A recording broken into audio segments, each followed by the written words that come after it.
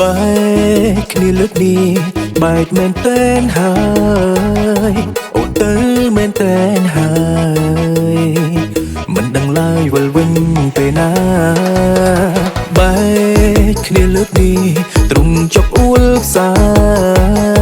រឿងរ៉ាវអនុស្សាយើងទាំងពីរហាក់នៅថ្មីសល់ត្រឹមការចងចាំពួកយើងរាប់ឆ្នាំតែជាអស់នេះអូនដូចរីជាមួយអ្នកថ្មីចោលបងនឹងចាំងបងឈឺចាខ្លាំងពេលដែលបែកជីវ៉ាមិនដឹងរយរាប់បែបណាហោទើបអូនព្រមវិលបោះក្រោយបងខូចចិត្តខ្លាំងពេលបាត់បង់ត្រានត្រៃព្រោះមិននឹកភ្លេចអូនឡើយហោធ្វើមិនអូនជ្រឹងគេហើយបងណែចាញ់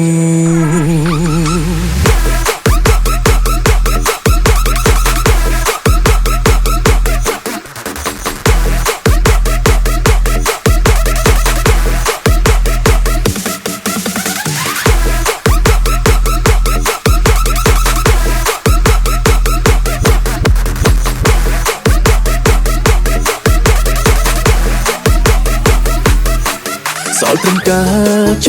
ងចាំពួកយើងរាប់ឆ្នាំតែជាអស់នេះអូនដូចរីជាមួយអ្នកថ្មីចោលបងនឹងចាំងបងឈឺចាខ្លាំងពេលដែលបែកជីវ៉ាមិន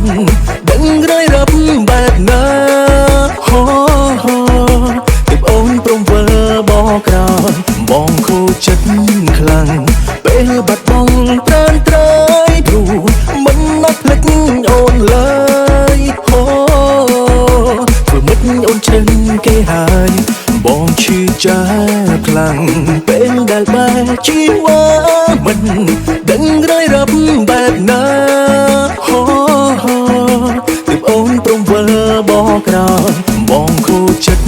ខ្លាំងពេលបាត់បង់ត្រានត្រៃព្រោះមិននឹកភ្លេចអូនឡើយហោធ្វើមិនអូនជ្រឹងគេហើយបងណែចាញ់